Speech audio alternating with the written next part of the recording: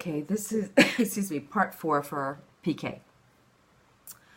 Um, I wanted to say just more specific things, just, going for more specific aspects.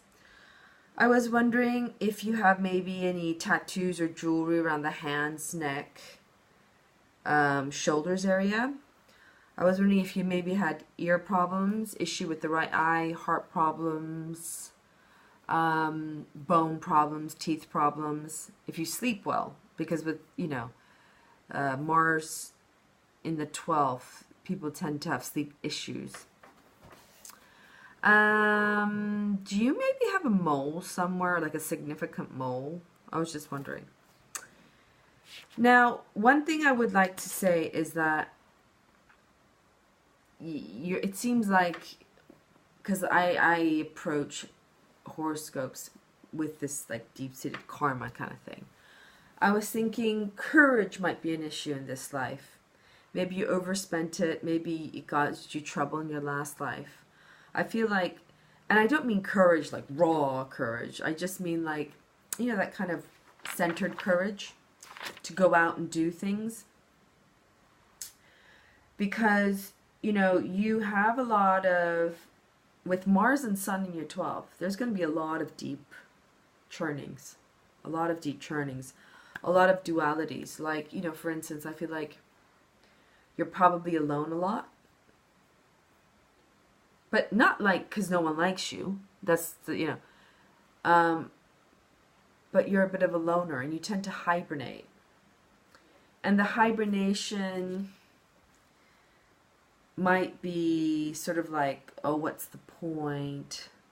Itis. What's the point, itis? And I just feel like you might help a lot of people because you have a urge to help people. It's in your charts, but maybe you get in trouble for it. Maybe people don't decipher it in the right way, and it causes, ironically, issues when you're trying to be of service. And I feel like there's probably going to be a lot of power struggles, and every time there's a power struggle, it kind of knocks you back, and you think, what's the point? And then you kind of retreat. I don't know. I feel like that's the reason for your retreat, because at one point you're really vivacious, right? So you're the type of person, not like where people go, oh my God, of course she's alone. They're more like, I wonder why she's like not coming out because she's so much fun. You're like that type of person that duality. Because let's face it, not, some people are alone because no one likes them. And that's not in your case. I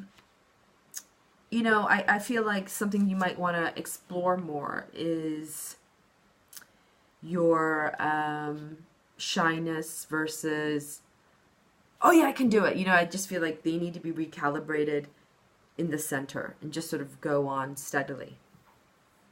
Another thing about you is, because I forgot to mention, your Neptune and all these other things. Sorry, I just wrote down tons of notes. But, because I was like, in Maelstrom.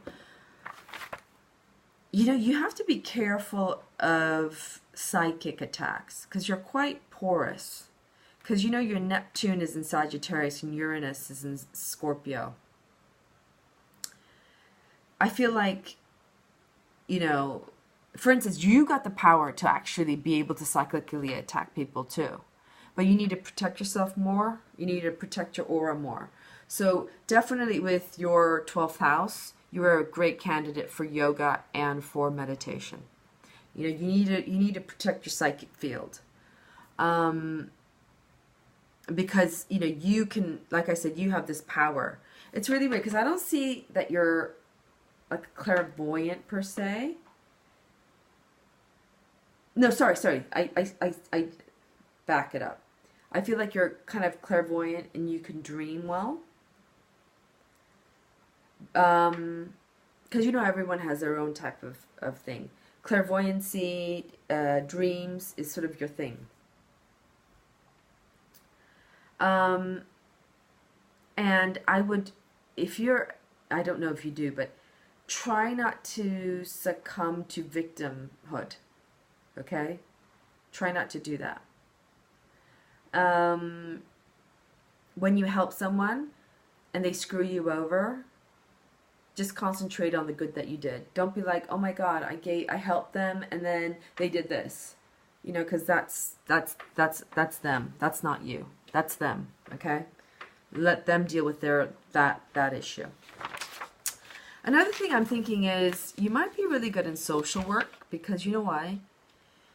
You have this consistently here and there and everywhere. I see this thing to help people. It's like you really want to help people. You really want to be of service. Okay? But then your intelligence would preclude you from becoming a politician, because most of them are not that bright, right? And at the same time, I also see you like an anthropologist. I feel like you're really interested in politics, but you don't want to deal with the crap of it and the dirtiness of it. But you like culture. And you like, it's like you like how politics affect people's lives.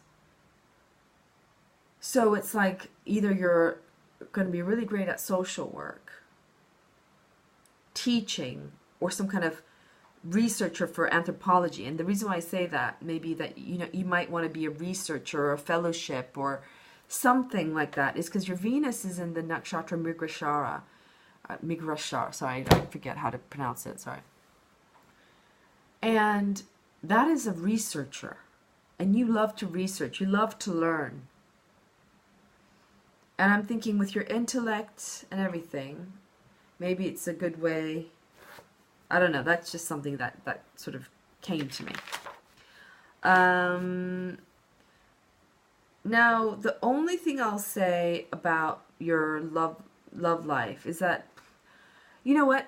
I'll be honest with you. Love lives, as I get older, I just feel like when you're younger, they sort of engulf your whole life, don't they? It's like, oh, did they call me? Did they call me? Do they like me? Do they love me?